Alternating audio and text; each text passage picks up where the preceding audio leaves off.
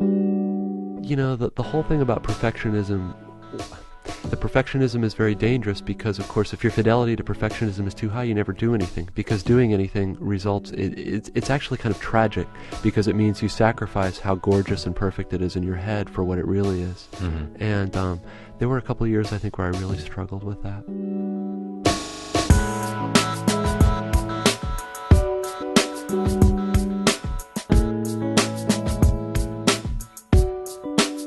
I played real serious tennis when I was a child.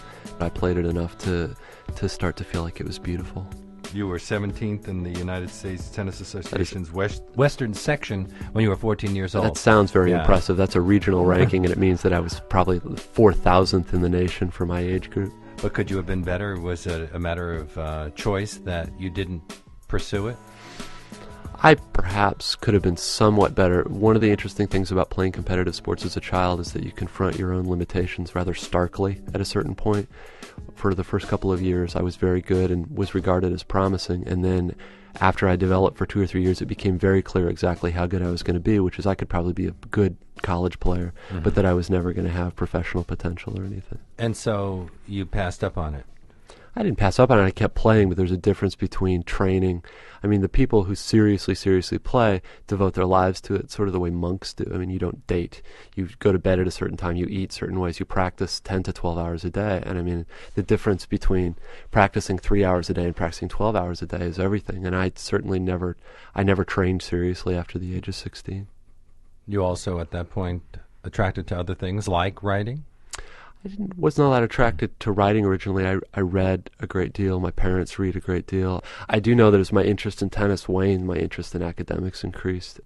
Yeah, I mean, I started doing my homework in high school and discovering that it was somewhat fun. And then in college, I barely even played on the team because just classes were a lot more interesting. But then there's also the drug factor here, which plays a major role in this book. Yeah.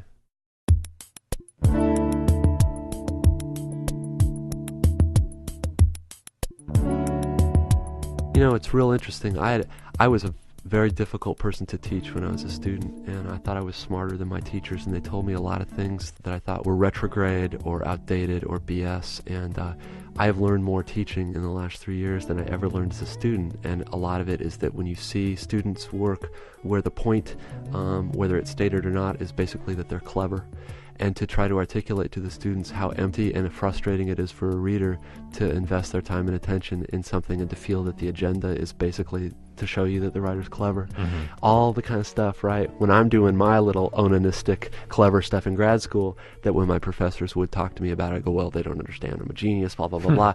Now that I'm the teacher, I'm starting to learn. It's like the older you get, the smarter your parents get. Now I'm starting to learn that they had some smart stuff to tell me.